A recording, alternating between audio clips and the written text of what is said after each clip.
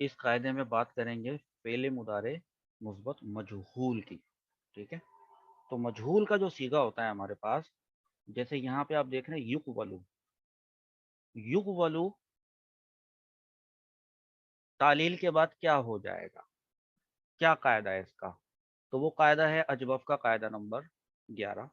قاعدہ یہ کہتا ہے کہ واو مفتوح، دیکھیں واو پہ فتح ہے، قاعدہ بھی یہی کہتا ہے واو مفتوح اور ما قبل ساکن ہو.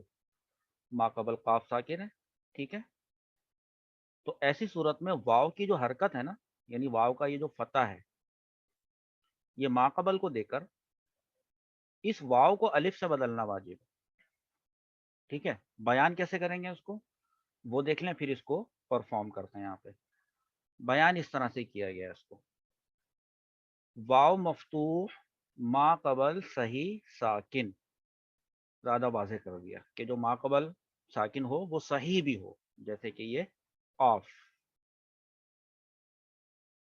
اگر ایسا ہو تو اس واو کا فتح ما قبل کو دے کر واو کو الف سے بدلنا واجب ہے. واو کا فتح اس قاف کو دیں گے اور واو کو الف سے بدلیں گے تو بن جائے گا یقالو.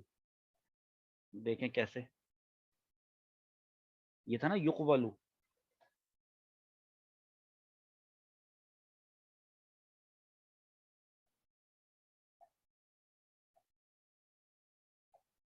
ایسے ہی تھا.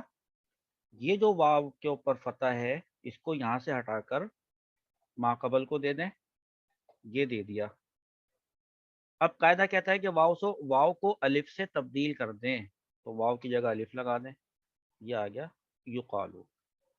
تو ہماری جو چھوٹی سی ایک صرف صغیر چلتی آ رہی ہے پچھلے قواعد میں سے، وہ یہاں تک پہنچی ہے کہ قولا یقولو قولا فہو قائل وقیلا یقالو. اور قاعدہ آپ یہاں سے نوٹ کر لیں.